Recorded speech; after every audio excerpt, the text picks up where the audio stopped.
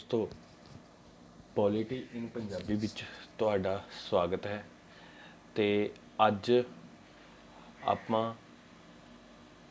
ਕੌਨਸਟੀਟਿਊਸ਼ਨ assembly ਵਾਲੇ part ਨੂੰ ਥੋੜਾ ਅੱਗੇ ਵਧਾਵਾਂਗੇ।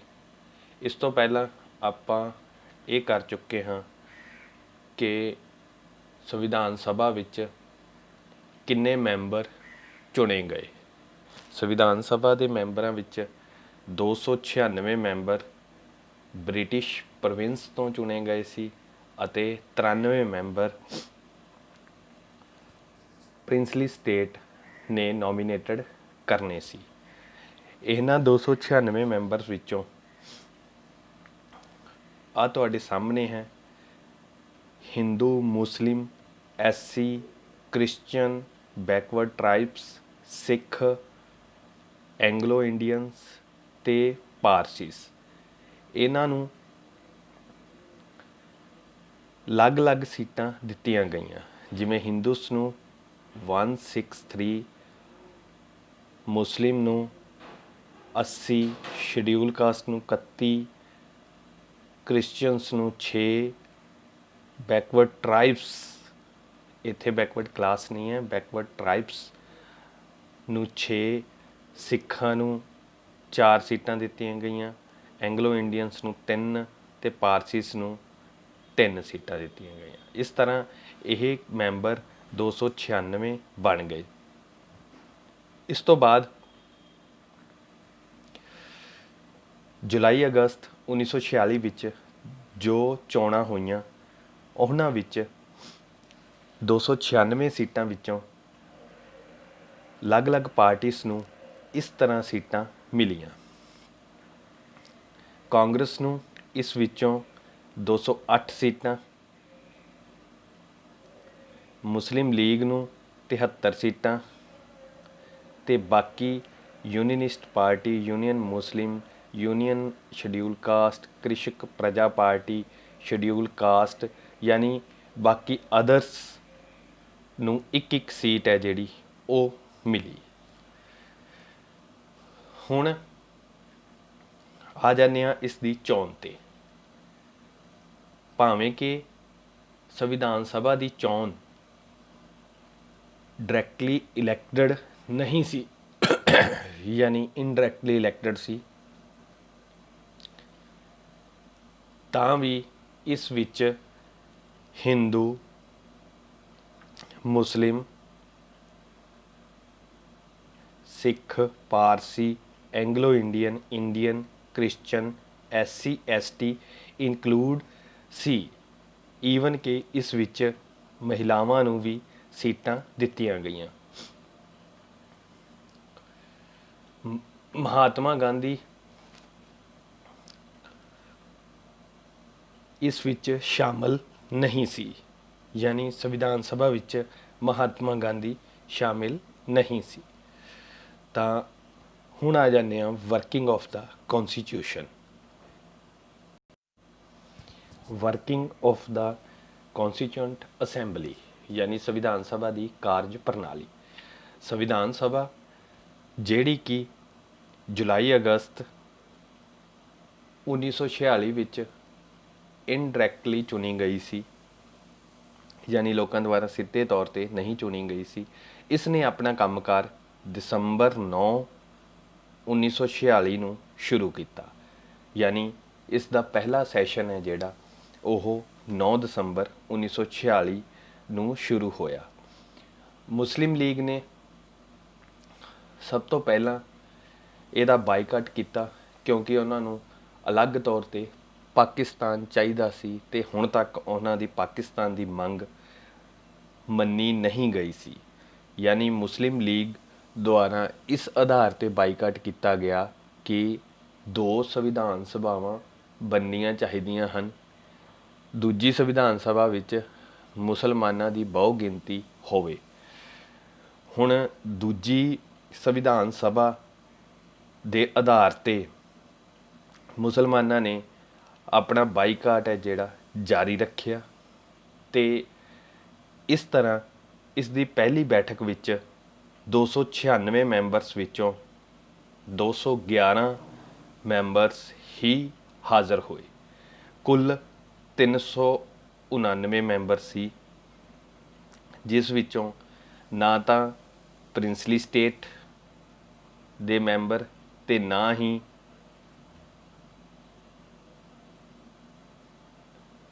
मुस्लिम लीग दे मैंबरां ने हिस्सा लिया। इस तरह कुल मैंबर 211 रह गए। 211 मैंबरां ने सब तो पहला सैशन अटेंड किया। इस सैशन का प्रधान आरजी प्रधान डॉक्टर सचिदानंद सिन्हा नूं सीनियोरिटी के आधार पर बनाया, क्योंकि डॉक्टर सचिदानंद सिन्हा एक सीनियर मैंबर सी। इस करके उन्होंने 9 दसंबर 1946 नूं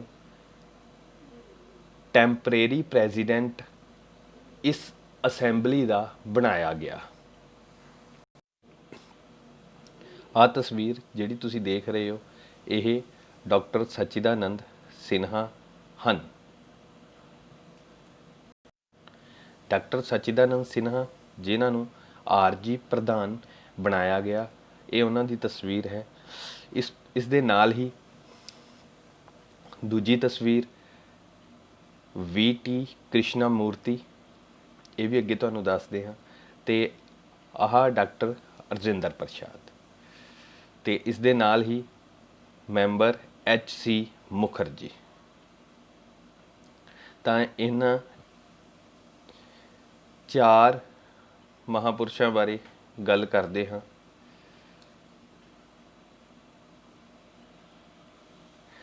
डॉक्टर सचिदानंद सिन्हा नूं आरजी प्रधान बनाया गया ते इस तो बाद डॉक्टर रजिंदर प्रसाद, यानी इस तो 2 दिनों बाद डॉक्टर रजिंदर प्रसाद नूं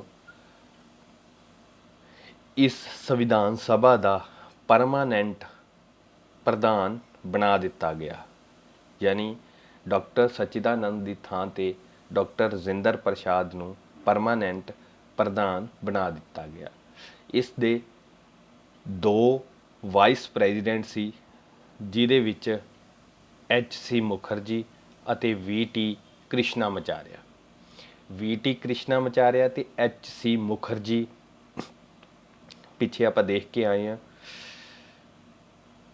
इस तो बाद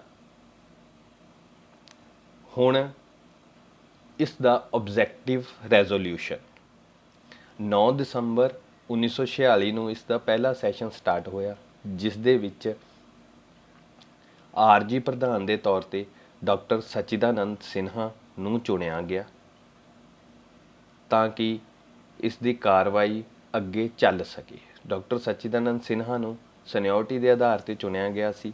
इस तो बाद 11 दसंबर 1946 नूं डॉक्टर रजिंदर प्रसाद नूं संविधान सभा का प्रधान चुनिया गया, जो कि परमानेंट प्रधान साबित होए अते संविधान बनने तक यही संविधान सभा के प्रधान रहे।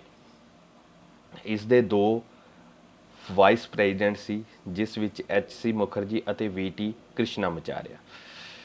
इस तो बाद 13 दसंबर 1946 नूं ऑब्जैक्टिव रेजोल्यूशन पेश किया गया। यह ऑब्जैक्टिव रेजोल्यूशन जवाहरलाल नेहरू द्वारा पेश किया गया। इस विच संविधान बनाउण दे जो एम ते ऑब्जैक्टिव सी ओह पेश किए गए। इस तस्वीर विच जवाहरलाल नेहरू ऑब्जैक्टिव रेजोल्यूशन पेश करते हुए, यह ऑब्जैक्टिव रेजोल्यूशन संविधानिक ढांचे की फिलोसफी सी, यानी संविधान किस आधार पर टिकया होया है या किस आधार पर संविधान बनाना है, वो आधार पेश किए गए, जिन्हां विच ਸਭ ਤੋਂ ਪਹਿਲਾਂ ਇਹ ਦੱਸਿਆ ਗਿਆ ਕਿ ਇਹ ਸੰਵਿਧਾਨ ਭਾਰਤ ਨੂੰ ਇੱਕ ਸੁਤੰਤਰ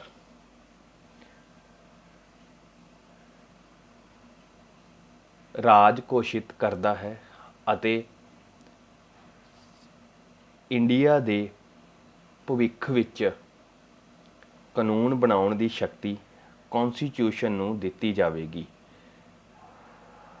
ਯਾਨੀ ਹੁਣ ਭਾਰਤ ਦਾ ਰਾਜ ਭਾਰਤ ਦੇ ਸੰਵਿਧਾਨ ਦੇ ਆਧਾਰ 'ਤੇ ਚਲਾਇਆ ਜਾਏਗਾ, ਜੋ ਕਿ ਇਸ ਕੌਂਸਟੀਟਿਊਸ਼ਨ ਅਸੈਂਬਲੀ ਨੇ ਬਣਾਉਣਾ ਸੀ। ਇਸ ਤੋਂ ਬਾਅਦ ਸੈਕਿੰਡ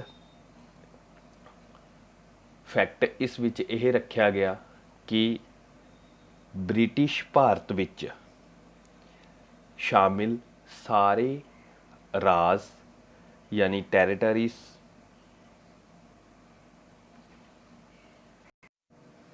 ਬ੍ਰਿਟਿਸ਼ ਭਾਰਤ ਅਤੇ ਭਾਰਤੀ ਰਾਜ ਦੇ ਸਾਰੇ ਖੇਤਰ ਜਾਂ ਉਹ ਖੇਤਰ ਜੋ ਭਾਰਤ ਤੋਂ ਬਾਹਰ ਹਨ, ਅਦਰ ਟੈਰੀਟਰੀਜ਼ ਜੋ ਭਾਰਤ ਵਿੱਚ ਆਪਣੀ ਮਰਜ਼ੀ ਨਾਲ ਸ਼ਾਮਲ ਹੋਣਾ ਚਾਹੁੰਦੇ ਹਨ, ਭਾਰਤੀ ਸੰਘ ਦਾ ਹਿੱਸਾ ਹੋਣਗੇ। ਯਾਨੀ shall be a union of them all, ਯਾਨੀ ਇਹਨਾਂ ਸਾਰਿਆਂ ਨਾਲ ਇੱਕ ਯੂਨੀਅਨ ਬਣੇਗੀ ਜੋ ਕਿ ਇੰਡੀਆ ਕਹਿਲਾਏਗੀ। ਇਸ ਤੋਂ ਬਾਅਦ ਥਰਡ ਫੈਕਟ ਦੇ ਵਿੱਚ ਉੱਪਰਲੇ ਗਿਣਾਏ ਹੋਏ ਸਾਰੇ ਖੇਤਰ ਯਾਨੀ ਬ੍ਰਿਟਿਸ਼ ਭਾਰਤ ਦੇ ਅਤੇ ਭਾਰਤ ਵਿੱਚ ਸ਼ਾਮਲ ਹੋਣ ਵਾਲੇ ਖੇਤਰ ਅਤੇ ਜੋ ਭਾਰਤ ਵਿੱਚ ਸ਼ਾਮਲ ਹੋਣਾ ਚਾਹੁੰਦੇ ਹਨ, ਉਹ ਸਾਰੇ ਖੇਤਰ ਅਤੇ ਉਹਨਾਂ ਦੀਆਂ ਬਾਉਂਡਰੀਜ਼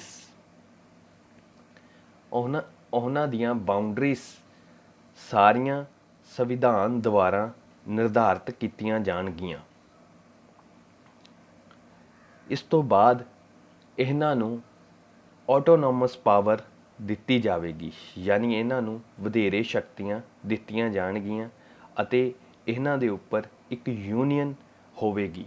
ਯਾਨੀ ਇਹਨਾਂ ਸਾਰਿਆਂ ਦਾ ਇੱਕ ਸੰਘ ਬਣੇਗਾ ਅਤੇ ਸੰਘ ਵਿੱਚ ਵੀ ਕੁਝ ਸ਼ਕਤੀਆਂ ਦਿੱਤੀਆਂ ਜਾਣਗੀਆਂ। ਇਸ ਤੋਂ ਬਾਅਦ ਚੌਥੇ ਪੁਆਇੰਟ ਵਿੱਚ ਸਾਰੀਆਂ ਸ਼ਕਤੀਆਂ ਅਧਿਕਾਰ ਸਰਕਾਰ ਦੇ ਅੰਗ ਅਤੇ ਹੋਰ ਸਾਰੀਆਂ ਸ਼ਕਤੀਆਂ ਦਾ ਸਰੋਤ ਸਿਰਫ ਜਨਤਾ ਹੋਵੇਗੀ। ਜਿਵੇਂ ਕਿ ਪ੍ਰਸਤਾਵਨਾ ਵਿੱਚ ਦਰਜ ਕੀਤਾ ਗਿਆ ਹੈ ਕਿ ਭਾਰਤੀ ਸੰਵਿਧਾਨ ਦਾ ਸਰੋਤ ਭਾਰਤੀ ਲੋਕ ਹਨ। ਇਸ ਤਰ੍ਹਾਂ ਇਸ ਵਿੱਚ ਵੀ ਸਾਰੀ ਇੰਡੀਪੈਂਡੈਂਟ ਇੰਡੀਆ ਯਾਨੀ ਆਜ਼ਾਦ ਭਾਰਤ ਦੇ ਸਾਰੇ ਹੀ ਆਰਗਨਸ ਨੂੰ ਸ਼ਕਤੀ ਦਾ ਸਰੋਤ ਭਾਰਤ ਦੀ ਜਨਤਾ ਹੋਵੇਗੀ। ਯਾਨੀ ਭਾਰਤੀ ਜਨਤਾ ਨੂੰ ਸਭ ਤੋਂ ਉੱਪਰ ਰੱਖਿਆ ਗਿਆ। ਇਸ ਤੋਂ ਬਾਅਦ ਪੰਜਵੇਂ ਪੁਆਇੰਟ ਵਿੱਚ ਇਹਨਾਂ ਨੇ ਉਦੇਸ਼ ਪ੍ਰਸਤਾਵ ਵਿੱਚ ਇਹ ਉਦੇਸ਼ ਦੱਸਿਆ ਕਿ ਭਾਰਤ ਦੇ ਲੋਕਾਂ ਦੇ ਲਈ ਨਿਆਂ, ਸਮਾਜਿਕ, ਆਰਥਿਕ ਅਤੇ ਰਾਜਨੀਤਿਕ ਸੁਤੰਤਰਤਾ ਅਤੇ ਸੁਰੱਖਿਆ ਅਤੇ ਮੌਕਿਆਂ ਦੀ ਸਮਾਨਤਾ equality of status of opportunity ਵਿਚਾਰ ਵਿਸ਼ਵਾਸ ਕਿਤੇ ਵੀ ਜਾਣਾ ਆਉਣਾ expression, belief, faith, worship, vocation, association and action subject to law and public morality। ਯਾਨੀ ਇਹ ਸਾਰੇ ਹੱਕ ਭਾਰਤੀ ਲੋਕਾਂ ਨੂੰ ਦਿੱਤੇ ਜਾਣਗੇ। ਇਹ ਸਾਰੇ ਅਧਿਕਾਰ ਫੰਡਾਮੈਂਟਲ ਰਾਈਟਸ ਵਿੱਚ ਹੁਣ ਵੀ ਦਰਜ ਹਨ। ਇਸ ਤੋਂ ਬਾਅਦ ਅੱਗੇ ਇਹ ਦੱਸਿਆ ਗਿਆ ਕਿ ਮਾਈਨੋਰਟੀਜ਼ ਜਿਵੇਂ ਕਿ ਬੈਕਵਰਡ ਕਲਾਸ, ਟਰਾਈਬਲ ਏਰੀਆ ਅਤੇ ਡਿਪਰੈਸਡ ਅਤੇ ਅਦਰ ਬੈਕਵਰਡ ਕਲਾਸ ਹੈ ਜਿਹੜੇ, ਉਹਨਾਂ ਨੂੰ ਸੰਵਿਧਾਨ ਵੱਲੋਂ ਸੁਰੱਖਿਆ ਪ੍ਰਦਾਨ ਕੀਤੀ ਜਾਵੇਗੀ, ਯਾਨੀ ਉਹਨਾਂ ਨੂੰ ਜੋ ਵੀ ਰਿਜ਼ਰਵੇਸ਼ਨ ਦੀ ਲੋੜ ਹੋਵੇਗੀ ਉਹ ਪਾਪੂਲੇਸ਼ਨ ਅਨੁਸਾਰ ਦਿੱਤੀ ਜਾਵੇਗੀ। ਇਸ ਤਰ੍ਹਾਂ 7th ਪੁਆਇੰਟ ਵਿੱਚ ਇਹ ਦੱਸਿਆ ਗਿਆ ਕਿ ਸੰਘ ਦੀ ਏਕਤਾ ਨੂੰ ਬਣਾਈ ਰੱਖਿਆ ਜਾਵੇਗਾ ਤੇ ਇਸ ਦੇ ਯਾਨੀ territory of the republic and its sovereign rights on land sea air, ਭਾਵ ਕਿ ਇਸ ਦੇ ਭੂ ਖੇਤਰ, ਸਮੁੰਦਰ ਅਤੇ ਹਵਾਈ ਖੇਤਰ ਵਿੱਚ ਨਿਆਂ ਅਨੁਸਾਰ ਰਾਜ ਕੀਤਾ ਜਾਵੇਗਾ। ਇਹਨੂੰ ਸੁਰੱਖਿਆ ਦਿੱਤੀ ਜਾਵੇਗੀ ਤਾਂ ਕਿ ਇਹ ਇੱਕ ਸੰਘ ਦੇ ਰੂਪ ਵਿੱਚ ਇਕੱਠਾ ਰਹੇ। ਲਾਸਟ ਪੁਆਇੰਟ ਦੇ ਵਿੱਚ ਇਹ ਦੱਸਿਆ ਗਿਆ ਕਿ ਪੁਰਾਤਨ ਭਾਰਤ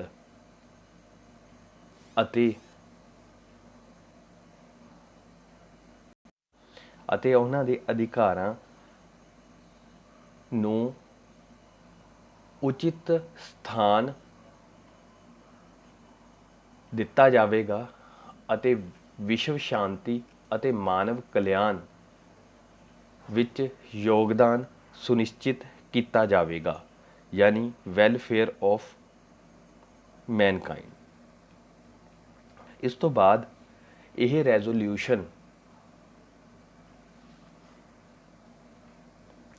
ਅਸੈਂਬਲੀ ਦੁਆਰਾ 22 ਜਨਵਰੀ 1947 ਨੂੰ ਪਾਸ ਹੋ ਗਿਆ।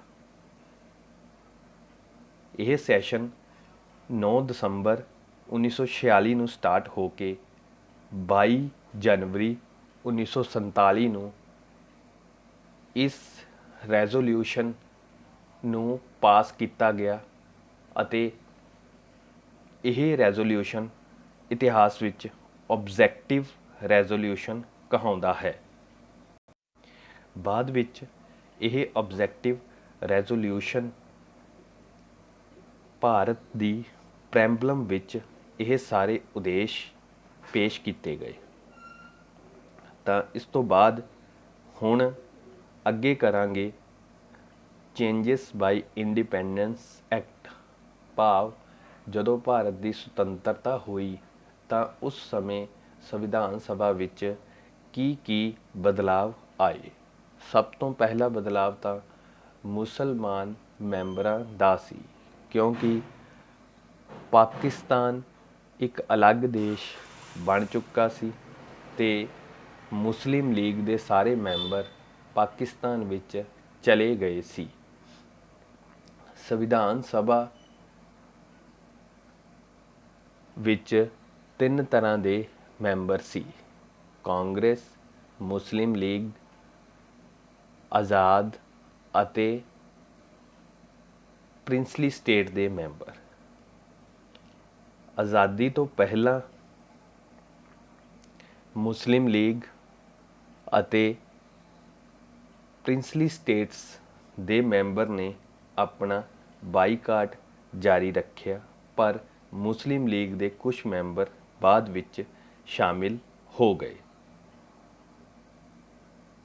ਪਰ ਪ੍ਰਿੰਸਲੀ ਸਟੇਟ ਦੇ ਮੈਂਬਰਾਂ ਨੇ ਆਪਣਾ ਬਾਈਕਾਟ 28 ਅਪ੍ਰੈਲ 1947 ਤੱਕ ਜਾਰੀ ਰੱਖਿਆ। 28 ਅਪ੍ਰੈਲ 1947 ਨੂੰ 6 ਪ੍ਰਿੰਸਲੀ ਸਟੇਟਸ ਨੇ ਸੰਵਿਧਾਨ ਸਭਾ ਵਿੱਚ ਭਾਗ ਲਿਆ। ਉਹ 5 ਪ੍ਰਿੰਸਲੀ ਸਟੇਟ ਜਿਨ੍ਹਾਂ ਨੇ 6 ਪ੍ਰਿੰਸਲੀ ਸਟੇਟ ਸੀ ਜਿਨ੍ਹਾਂ ਨੇ 28 ਅਪ੍ਰੈਲ 1947 ਨੂੰ ਸੰਵਿਧਾਨ ਸਭਾ ਵਿੱਚ ਭਾਗ ਲਿਆ। ਬਾਕੀਆਂ ਨੇ ਆਪਣਾ ਬਾਈਕਾਟ ਇਸੇ ਤਰ੍ਹਾਂ ਜਾਰੀ ਰੱਖਿਆ। ਟੋਟਲ 93 ਮੈਂਬਰ ਸੀ ਪ੍ਰਿੰਸਲੀ ਸਟੇਟ ਦੇ, ਪਰ ਬਾਕੀ ਦੇ ਮੈਂਬਰ ਸੰਵਿਧਾਨ ਸਭਾ ਵਿੱਚ ਸ਼ਾਮਿਲ ਨਹੀਂ ਹੋਏ। ਸ਼ੁਰੂਆਤ 28 ਅਪ੍ਰੈਲ 1947 ਤੋਂ ਹੋਈ, ਜਦੋਂ 6 ਪ੍ਰਿੰਸਲੀ ਸਟੇਟ ਜਿਨ੍ਹਾਂ ਵਿੱਚ ਬੜੌਦਾ, ਬੀਕਾਨੇਰ, ਜੈਪੁਰ, ਪਟਿਆਲਾ, ਰੇਵਾ ਅਤੇ ਉਦੈਪੁਰ ਇਹ ਪ੍ਰਿੰਸਲੀ ਸਟੇਟ ਸੰਵਿਧਾਨ ਸਭਾ ਵਿੱਚ ਸ਼ਾਮਿਲ ਹੋਏ। ਤਾਂ ਆਪਣੇ ਵਾਸਤੇ ਸਭ ਤੋਂ ਇੰਪੋਰਟੈਂਟ ਪਟਿਆਲਾ ਹੈ। ਪਟਿਆਲਾ ਭਾਰਤੀ ਸੰਵਿਧਾਨ ਸਭਾ ਵਿੱਚ 28 ਅਪ੍ਰੈਲ 1947 ਨੂੰ ਸ਼ਾਮਿਲ ਹੋਇਆ। ਇਸ ਤੋਂ ਬਾਅਦ 3 ਜੂਨ 1947 ਨੂੰ ਮਾਊਂਟਬੈਟਨ ਪਲਾਨ ਪੇਸ਼ ਕੀਤਾ ਗਿਆ। ਇਸ ਪਲਾਨ ਵਿੱਚ ਭਾਰਤ ਨੂੰ 2 ਹਿੱਸਿਆਂ ਵਿੱਚ ਵੰਡਿਆ ਗਿਆ, ਇੱਕ ਭਾਰਤ ਤੇ ਦੂਜਾ ਪਾਕਿਸਤਾਨ। ਇਸ ਯੋਜਨਾ ਤੋਂ ਪਹਿਲਾਂ ਤੇ ਕੁਝ ਬਾਅਦ ਪ੍ਰਿੰਸਲੀ ਸਟੇਟ ਭਾਰਤੀ ਸੰਵਿਧਾਨ ਸਭਾ ਵਿੱਚ ਸ਼ਾਮਿਲ ਹੋਏ। ਯਾਨੀ 28 ਅਪ੍ਰੈਲ 1947 ਨੂੰ 6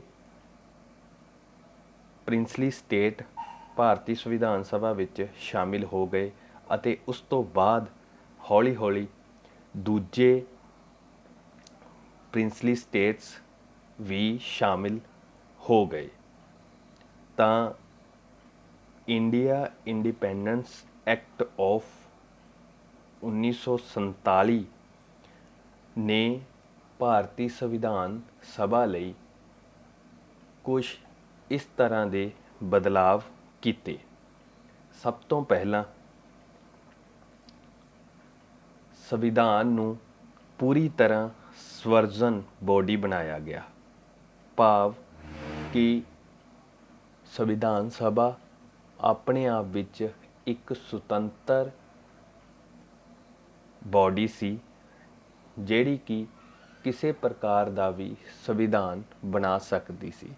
ਇਸ ਦਾ ਭਾਵ ਕਿ ਅੰਗਰੇਜ਼ਾਂ ਦੀ ਇਸ ਵਿੱਚ ਕੋਈ ਵੀ ਦਖਲ ਅੰਦਾਜ਼ੀ ਨਹੀਂ ਹੋਵੇਗੀ। ਉਸ ਤੋਂ ਬਾਅਦ ਇਸ ਐਕਟ ਦੁਆਰਾ ਬ੍ਰਿਟਿਸ਼ ਸੰਸਦ ਨੇ ਭਾਰਤ 'ਤੇ ਕਿਸੇ ਵੀ ਤਰ੍ਹਾਂ ਦਾ ਦਬਾਅ ਨਹੀਂ ਪਾਉਣਾ ਸੀ ਤੇ ਭਾਰਤ ਦੇ ਸੰਬੰਧ ਵਿੱਚ ਬਣਾਏ ਗਏ ਕਿਸੇ ਵੀ ਕਾਨੂੰਨ ਨੂੰ ਖਤਮ ਕਰਨ ਜਾਂ ਬਦਲਣ ਦਾ ਅਧਿਕਾਰ ਇਸ ਸੰਵਿਧਾਨ ਸਭਾ ਨੂੰ ਹੀ ਸੀ। ਯਾਨੀ ਬ੍ਰਿਟਿਸ਼ ਪਾਰਲੀਮੈਂਟ ਨੇ ਹੁਣ ਭਾਰਤ ਲਈ ਕੋਈ ਵੀ ਕਾਨੂੰਨ ਨਹੀਂ ਬਣਾਉਣਾ ਸੀ। ਹੁਣ ਇਸ ਤੋਂ ਬਾਅਦ ਅੱਗੇ ਸੈਸ਼ਨ ਦਿੱਤੇ ਗਏ ਹਨ। ਪੇਪਰ ਵਿੱਚ ਆਮ ਹੀ ਪ੍ਰਸ਼ਨ ਆ ਜਾਂਦਾ ਹੈ ਕਿ ਸੰਵਿਧਾਨ ਸਭਾ ਦੇ ਕਿੰਨੇ ਸੈਸ਼ਨ ਹੋਏ, ਤਾਂ ਇਸ ਦਾ ਉੱਤਰ ਹੈ ਸੰਵਿਧਾਨ ਸਭਾ ਦੇ 11 ਸੈਸ਼ਨ ਹੋਏ। ਲਾਸਟ ਸੈਸ਼ਨ ਨਵੰਬਰ 14 ਤੋਂ ਨਵੰਬਰ 26, 1949 ਤੱਕ ਹੋਇਆ। ਇਸ ਤੋਂ ਬਾਅਦ ਵੀ ਸੰਵਿਧਾਨ ਸਭਾ ਇੱਕ ਵਾਰ ਫਿਰ ਇਕੱਠੀ ਹੋਈ ਤਾਂ ਕਿ ਸੰਵਿਧਾਨ ਨੂੰ ਲਾਗੂ ਕੀਤਾ ਜਾ ਸਕੇ, ਪਰ ਉਸ ਪੀਰੀਅਡ ਨੂੰ ਸੰਵਿਧਾਨ ਦਾ ਸੈਸ਼ਨ ਨਹੀਂ ਮੰਨਿਆ ਜਾਂਦਾ। ਤਾਂ ਸੰਵਿਧਾਨ ਦੇ ਪਹਿਲਾ ਸੈਸ਼ਨ 9 ਦਸੰਬਰ ਤੋਂ 23 ਦਸੰਬਰ 1946 ਨੂੰ ਸ਼ੁਰੂ ਹੋ ਕੇ ਲਾਸਟ 11ਵਾਂ ਸੈਸ਼ਨ 14 ਨਵੰਬਰ ਤੋਂ 26 ਨਵੰਬਰ 1949 ਤੱਕ ਰਿਹਾ। ਇੰਡੀਆ ਇੰਡੀਪੈਂਡੈਂਸ ਐਕਟ ਅਨੁਸਾਰ ਸੰਵਿਧਾਨ ਸਭਾ ਇੱਕ ਲੈਜਿਸਲੇਟਿਵ ਬੋਡੀ ਬਣ ਗਈ।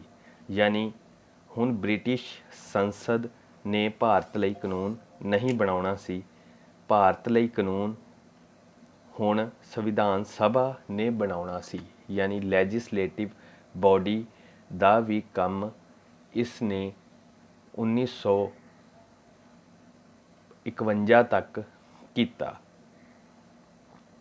ਦੂਜੇ ਸ਼ਬਦਾਂ ਵਿੱਚ ਭਾਰਤੀ ਸੰਵਿਧਾਨ ਸਭਾ ਨੂੰ ਹੁਣ 2 ਕੰਮ ਦਿੱਤੇ ਗਏ।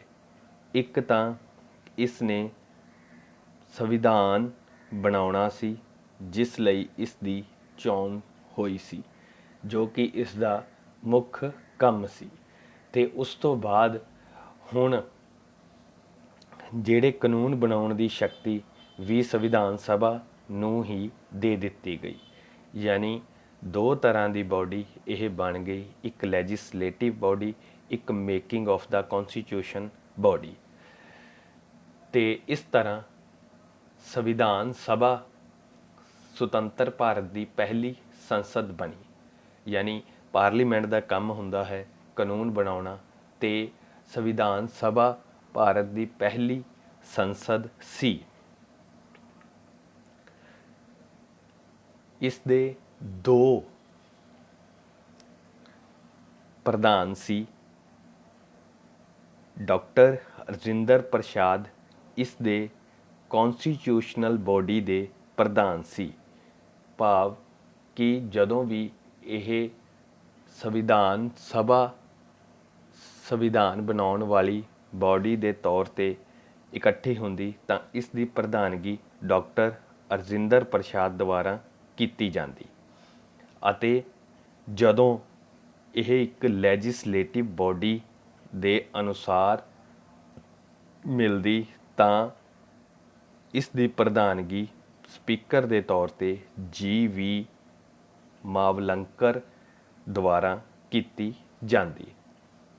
ਇਸ ਤਰ੍ਹਾਂ ਸੰਵਿਧਾਨ ਸਭਾ 26 ਨਵੰਬਰ 1949 ਤੱਕ ਇਹ ਦੋਵੇਂ ਕਾਰਜ ਕਰਦੀ ਰਹੀ। ਭਾਵ ਕਿ 26 ਨਵੰਬਰ 1949 ਤੱਕ ਇਹ making of the constitution body ਅਤੇ ਲੈਜਿਸਲੇਟਿਵ ਬੋਡੀ ਦੇ ਤੌਰ 'ਤੇ ਕੰਮ ਕਰਦੀ ਰਹੀ। 26 ਨਵੰਬਰ 1949 ਨੂੰ ਸੰਵਿਧਾਨ ਬਣ ਜਾਣ ਉਪਰੰਤ ਇਹ ਇੱਕ ਲੈਜਿਸਲੇਟਿਵ ਬੋਡੀ ਦੇ ਤੌਰ 'ਤੇ 1952 ਤੱਕ ਕੰਮ ਕਰਦੀ ਰਹੀ, ਜਿੰਨਾ ਤੱਕ ਕਿ ਪਾਰਲੀਮੈਂਟ ਚੁਣੀ ਨਹੀਂ ਗਈ। ਇਸ ਤਰ੍ਹਾਂ ਇੰਡੀਪੈਂਡੈਂਸ ਐਕਟ ਨੇ ਸੰਵਿਧਾਨ ਸਭਾ ਨੂੰ ਦੋ ਤਰ੍ਹਾਂ ਦੀ ਬੋਡੀ ਬਣਾ ਦਿੱਤਾ, legislative body, making of the constitution body. ਸੰਵਿਧਾਨ ਸਭਾ ਨੇ ਭਾਰਤ ਦਾ ਕਾਨੂੰਨ ਵੀ ਬਣਾਏ ਅਤੇ ਭਾਰਤ ਦਾ ਸੰਵਿਧਾਨ ਵੀ ਬਣਾਇਆ। ਭਾਰਤੀ ਸੰਵਿਧਾਨ ਸਭਾ ਇੱਕ ਡੋਮੇਨੀਅਨ ਲੈਜਿਸਲੇਟਰ ਦੇ ਤੌਰ 'ਤੇ ਕੰਮ ਕਰਦੀ ਰਹੀ, ਅਤੇ ਡੋਮੇਨੀਅਨ ਲੈਜਿਸਲੇਟਰ ਦੇ ਤੌਰ 'ਤੇ ਇਸ ਦੀ ਪਹਿਲੀ ਮੀਟਿੰਗ ਨਵੰਬਰ 17, 1947 ਨੂੰ ਹੋਈ, ਜਿਸ ਵਿੱਚ ਕਿ ਜੀ.ਵੀ. ਮਾਵਾਲੰਕਰ ਨੂੰ ਸਪੀਕਰ ਦੇ ਤੌਰ 'ਤੇ ਚੁਣਿਆ ਗਿਆ।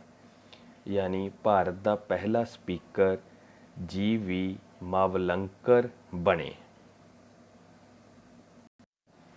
ਮਾਊਂਟਬੈਟਨ ਯੋਜਨਾ ਦੇ ਆਧਾਰ 'ਤੇ ਇਸ ਵਿੱਚ ਤੀਜਾ ਮੁੱਖ ਬਦਲਾਵ ਇਸ ਦੇ ਮੈਂਬਰਾਂ ਦੀ ਗਿਣਤੀ ਦਾ ਘਟ ਜਾਣਾ ਸੀ। 15 ਅਗਸਤ 1947 ਨੂੰ ਭਾਰਤ ਅਤੇ ਪਾਕਿਸਤਾਨ ਦੋ ਦੇਸ਼ ਹੋਂਦ ਵਿੱਚ ਆਏ, ਤੇ ਇਹਨਾਂ ਦੋਵਾਂ ਦੇਸ਼ਾਂ ਲਈ ਅਲੱਗ-ਅਲੱਗ ਸੰਵਿਧਾਨ ਸਭਾ ਲਈ ਸੰਵਿਧਾਨ ਸਭਾਵਾਂ ਚੁਣੀਆਂ ਗਈਆਂ। ਭਾਰਤ ਲਈ ਸੰਵਿਧਾਨ ਸਭਾ ਜੁਲਾਈ-ਅਗਸਤ ਦੇ ਮਹੀਨੇ ਵਿੱਚ ਸਾਲ 1946 ਨੂੰ ਚੁਣ ਲਈ ਗਈ ਸੀ। ਪਾਕਿਸਤਾਨ ਨੂੰ ਇਹ ਅਧਿਕਾਰ ਦਿੱਤਾ ਗਿਆ ਕਿ ਉਹ ਆਪਣੀ ਸੰਵਿਧਾਨ ਸਭਾ ਆਪ ਹੀ ਚੁਣ ਲਵੇ। ਇਸ ਤਰ੍ਹਾਂ ਕੈਬਨਿਟ ਮਿਸ਼ਨ ਦੁਆਰਾ ਜੋ ਸੰਵਿਧਾਨ ਸਭਾ ਲਈ ਮੈਂਬਰਾਂ ਦੀ ਗਿਣਤੀ 399 ਨਿਰਧਾਰਤ ਕੀਤੀ ਗਈ ਸੀ, ਉਸ ਵਿੱਚੋਂ ਮੁਸਲਿਮ ਲੀਗ ਦੇ ਮੈਂਬਰ ਚਲੇ ਜਾਣ ਨਾਲ ਇਹ ਗਿਣਤੀ 299 ਹੋ ਗਈ, ਤੇ ਇਸ ਤਰ੍ਹਾਂ ਮੁਸਲਿਮ ਲੀਗ ਦੇ ਮੈਂਬਰ ਜਾਣ ਨਾਲ ਭਾਰਤੀ ਸੰਵਿਧਾਨ ਸਭਾ ਦੇ ਮੈਂਬਰਾਂ ਦੀ ਗਿਣਤੀ ਘਟ ਗਈ। ਹੁਣ 296 ਮੈਂਬਰ ਬ੍ਰਿਟਿਸ਼ ਪ੍ਰੋਵਿੰਸ ਵਿੱਚੋਂ ਲਏ ਗਏ ਸੀ। ਉਹਨਾਂ 296 ਮੈਂਬਰਾਂ ਵਿੱਚੋਂ ਗਿਣਤੀ 229 ਰਹਿ ਗਈ ਸੀ ਅਤੇ ਕੁਝ ਪ੍ਰਿੰਸਲੀ ਸਟੇਟ ਵੀ ਪਾਕਿਸਤਾਨ ਵਿੱਚ ਚਲੇ ਜਾਣ ਨਾਲ ਇਹਨਾਂ ਪ੍ਰਿੰਸਲੀ ਸਟੇਟ ਦੇ ਨੋਮੀਨੇਟਡ ਮੈਂਬਰਾਂ ਦੀ ਗਿਣਤੀ 93 ਤੋਂ 70 ਹੋ ਗਈ ਸੀ। ਇਸ ਤਰ੍ਹਾਂ ਕੁੱਲ ਮੈਂਬਰ 299 ਰਹਿ ਗਏ ਸੀ। 15 ਅਗਸਤ 1947 ਤੋਂ ਬਾਅਦ ਮੈਂਬਰਾਂ ਦੀ ਗਿਣਤੀ ਇਸ ਤਰ੍ਹਾਂ ਹੈ। ਇੰਡੀਅਨ ਪ੍ਰੋਵਿੰਸ ਯਾਨੀ ਹੁਣ ਬ੍ਰਿਟਿਸ਼ ਪ੍ਰੋਵਿੰਸ ਇੰਡੀਅਨ ਪ੍ਰੋਵਿੰਸਿਸ ਅਖਵਾਉਣ ਲੱਗੇ ਕਿਉਂਕਿ ਬ੍ਰਿਟਿਸ਼ ਇੱਥੋਂ ਚਲੇ ਗਏ ਸੀ। ਇੰਡੀਅਨ ਪ੍ਰੋਵਿੰਸ ਦੇ ਮੈਂਬਰਾਂ ਦੀ ਗਿਣਤੀ 229 ਸੀ। ਇਸ ਵਿੱਚ ਹੁਣ 11 ਦੀ ਜਗ੍ਹਾ ਇੱਕ ਰਾਜ ਹੋਰ ਬਣਾਇਆ ਗਿਆ, ਕੁਰਗ। ਇਹ 12 ਸਟੇਟਾਂ ਵਿੱਚੋਂ 229 ਮੈਂਬਰ ਲਏ ਗਏ ਅਤੇ ਇਸ ਤਰ੍ਹਾਂ ਪ੍ਰਿੰਸਲੀ ਸਟੇਟ ਦੇ ਮੈਂਬਰਾਂ ਦੀ ਗਿਣਤੀ 93 ਤੋਂ 70 ਰਹਿ ਗਈ। ਇਸ ਵਿੱਚ ਪਟਿਆਲੇ ਦੇ 2 ਮੈਂਬਰ ਵੀ ਸ਼ਾਮਲ ਹਨ ਤੇ ਇਸ ਤਰ੍ਹਾਂ ਇਹਨਾਂ ਮੈਂਬਰਾਂ ਦੀ ਟੋਟਲ ਗਿਣਤੀ 299 ਹੋ ਗਈ, ਜੋ ਕਿ ਪਹਿਲਾਂ 399 ਸੀ, ਯਾਨੀ ਪਹਿਲਾਂ 389 ਸੀ, ਹੁਣ ਇਹ ਘਟ ਕੇ 299 ਹੋ ਗਈ ਸੀ। ਇਸ ਦੇ ਵਿੱਚ ਪੰਜਾਬ ਸਟੇਟ ਗਰੁੱਪ, ਇਹ ਪੈਪਸੂ ਗਰੁੱਪ ਬਣਾਇਆ ਗਿਆ ਸੀ, ਜਿਸ ਦੇ ਮੈਂਬਰਾਂ ਦੀ ਗਿਣਤੀ 3 ਹੈ। ਇਸ ਤਰ੍ਹਾਂ ਪੰਜਾਬ ਵਿੱਚੋਂ 2 ਅਤੇ ਪੰਜਾਬ ਸਟੇਟ ਗਰੁੱਪ ਵਿੱਚੋਂ 3 ਮੈਂਬਰ ਲਏ। ਭਾਰਤ ਲਈ ਕਾਨੂੰਨ ਬਣਾਉਣ ਅਤੇ ਸੰਵਿਧਾਨ ਬਣਾਉਣ ਤੋਂ ਬਿਨਾਂ ਵੀ ਸੰਵਿਧਾਨ ਸਭਾ ਨੇ ਕੁਝ ਕੰਮ ਕੀਤੇ, ਜਿਨ੍ਹਾਂ ਵਿੱਚ ਸਭ ਤੋਂ ਪਹਿਲਾਂ ਹੈ ਇਸ ਨੇ ਮਈ 1949 ਵਿੱਚ ਕਾਮਨਵੈਲਥ ਦੀ ਮੈਂਬਰਸ਼ਿਪ ਨੂੰ ਰੈਟੀਫਾਈਡ ਯਾਨੀ ਮਨਜ਼ੂਰ ਕੀਤਾ ਗਿਆ। ਕਾਮਨਵੈਲਥ ਜਿਹੜੇ ਰਾਜ ਬ੍ਰਿਟਿਸ਼ ਦੇ ਅਧੀਨ ਸੀ, ਉਹਨਾਂ ਦਾ ਇੱਕ ਯੂਨੀਅਨ ਬਣਾਈ ਗਈ ਸੀ, ਜਿਸ ਨੂੰ ਕਾਮਨਵੈਲਥ ਕਿਹਾ ਜਾਂਦਾ ਹੈ। ਇਹ ਅੱਜ ਵੀ ਚੱਲ ਰਹੀ ਹੈ। ਤਾਂ ਕਾਮਨਵੈਲਥ ਦੀ ਮੈਂਬਰਸ਼ਿਪ ਮਈ 1949 ਵਿੱਚ ਲਈ ਗਈ। ਸੈਕਿੰਡ, ਇਸ ਨੇ 22 ਜੁਲਾਈ 1947 ਨੂੰ ਭਾਰਤ ਦਾ ਫਲੈਗ ਯਾਨੀ ਝੰਡਾ ਅਡਾਪਟ ਕੀਤਾ। 22 ਜੁਲਾਈ 1947 ਨੂੰ ਭਾਰਤ ਦਾ ਝੰਡਾ ਅਡਾਪਟ ਕੀਤਾ ਗਿਆ ਅਤੇ 24 ਜੁਲਾਈ 1950 ਨੂੰ ਰਾਸ਼ਟਰੀ ਗਾਨ ਯਾਨੀ ਨੈਸ਼ਨਲ ਐਂਥਮ ਜੋ ਜਨ ਗਣ ਮਨ ਹੈ, ਉਸ ਨੂੰ ਅਡਾਪਟ ਕੀਤਾ ਗਿਆ। 24 ਜਨਵਰੀ 1950 ਨੂੰ ਹੀ ਭਾਰਤ ਦਾ ਨੈਸ਼ਨਲ ਸੌਂਗ ਬੰਦੇ ਮਾਤਰਮ ਵੀ ਅਡਾਪਟ ਕੀਤਾ ਗਿਆ। ਡਾਕਟਰ ਹਰਜਿੰਦਰ ਪ੍ਰਸਾਦ ਭਾਰਤ ਦੇ ਪਹਿਲੇ ਰਾਸ਼ਟਰਪਤੀ ਦੇ ਤੌਰ 'ਤੇ 24 ਜਨਵਰੀ 1950 ਨੂੰ ਚੁਣੇ ਗਏ। ਰਾਸ਼ਟਰਪਤੀ ਦੇ ਤੌਰ 'ਤੇ ਡਾਕਟਰ ਰਾਜਿੰਦਰ ਪ੍ਰਸਾਦ ਦਾ ਕਾਰਜਕਾਲ 24 ਜਨਵਰੀ 1950 ਨੂੰ ਸ਼ੁਰੂ ਹੁੰਦਾ ਹੈ। ਕਈ ਵਾਰ ਇਹ ਭੁਲੇਖਾ ਪੈ ਜਾਂਦਾ ਹੈ ਕਿ ਡਾਕਟਰ ਰਾਜਿੰਦਰ ਪ੍ਰਸਾਦ 26 ਜਨਵਰੀ 1950 ਨੂੰ ਚੁਣੇ ਗਏ, ਪਰ 24 ਜਨਵਰੀ 1950 ਹੀ ਸਹੀ ਹੈ। ਕੌਂਸਟੀਟਿਊਸ਼ਨ ਅਸੈਂਬਲੀ ਦੇ 11 ਸੈਸ਼ਨ, ਜੋ ਕਿ ਮੈਂ ਪਿੱਛੇ ਵੀ ਦੱਸ ਚੁੱਕਿਆ ਹਾਂ ਕਿ 11 ਸੈਸ਼ਨ ਵਿੱਚ ਇਸ ਨੇ ਸੰਵਿਧਾਨ ਬਣਾਇਆ। 2 ਸਾਲ 11 ਮਹੀਨੇ 18 ਦਿਨ ਭਾਰਤੀ ਸੰਵਿਧਾਨ ਸਭਾ ਨੂੰ ਸੰਵਿਧਾਨ ਬਣਾਉਣ ਵਿੱਚ ਲੱਗੇ ਅਤੇ ਤਕਰੀਬਨ 60 ਕੰਟਰੀਜ਼ ਦਾ ਇਹਨਾਂ ਨੇ ਦੌਰਾ ਕੀਤਾ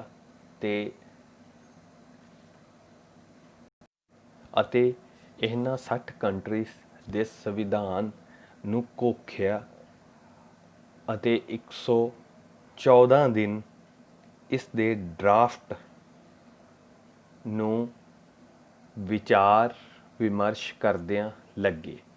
ਇਸ ਤਰ੍ਹਾਂ ਸੰਵਿਧਾਨ ਬਣਾਉਣ 'ਤੇ ਉਸ ਸਮੇਂ ਦੀ ਕੁੱਲ ਰਕਮ 64 ਲੱਖ ਰੁਪਏ ਖਰਚਾ ਆਇਆ। ਤਾਂ ਸੰਵਿਧਾਨ ਬਣਾਉਣ ਨੂੰ 2 ਸਾਲ 11 ਮਹੀਨੇ 18 ਦਿਨ ਲੱਗੇ ਅਤੇ ਇਸ ਦੇ ਟੋਟਲ 11 ਸੈਸ਼ਨ ਹੋਏ ਅਤੇ ਡਰਾਫਟ ਕੌਂਸਟੀਟਿਊਸ਼ਨ ਨੂੰ 114 ਦਿਨ ਲੱਗੇ ਅਤੇ 64 ਲੱਖ ਰੁਪਏ ਇਸ 'ਤੇ ਖਰਚਾ ਆਇਆ। 24 ਜਨਵਰੀ 1950 ਨੂੰ ਸੰਵਿਧਾਨ ਦੀ ਲਾਸਟ ਬੈਠਕ ਹੋਈ, ਯਾਨੀ ਸੰਵਿਧਾਨ ਸਭਾ ਅਖੀਰਲੀ ਵਾਰ ਸੰਵਿਧਾਨ ਬਣਾਉਣ ਦੇ ਮਕਸਦ ਤੋਂ 24 ਜਨਵਰੀ 1950 ਨੂੰ ਅਖੀਰਲੀ ਵਾਰ ਇਕੱਠੀ ਹੋਈ ਅਤੇ ਇਸ ਤੋਂ ਬਾਅਦ ਸੰਵਿਧਾਨ ਸਭਾ ਨੇ 26 ਜਨਵਰੀ 1950 ਨੂੰ ਇਹ ਸੰਵਿਧਾਨ ਭਾਰਤ ਗਣਰਾਜ 'ਤੇ ਲਾਗੂ ਕਰ ਦਿੱਤਾ ਗਿਆ। 26 ਜਨਵਰੀ 1950 ਤੋਂ 1951-52 ਤੱਕ, ਜਦੋਂ ਤੱਕ ਆਮ ਇਲੈਕਸ਼ਨ ਜਨਰਲ ਇਲੈਕਸ਼ਨ ਨਹੀਂ ਹੋ ਗਏ ਅਤੇ ਨਵੀਂ ਪਾਰਲੀਮੈਂਟ ਨਹੀਂ ਚੁਣੀ ਗਈ, ਉਸ ਸਮੇਂ ਤੱਕ ਭਾਰਤੀ ਸੰਵਿਧਾਨ ਸਭਾ ਨੇ ਪ੍ਰੋਵਿਜ਼ਨਲ ਪਾਰਲੀਮੈਂਟ ਦੇ ਤੌਰ 'ਤੇ ਕੰਮ ਕੀਤਾ। ਯਾਨੀ 26 ਜਨਵਰੀ 1950 ਤੋਂ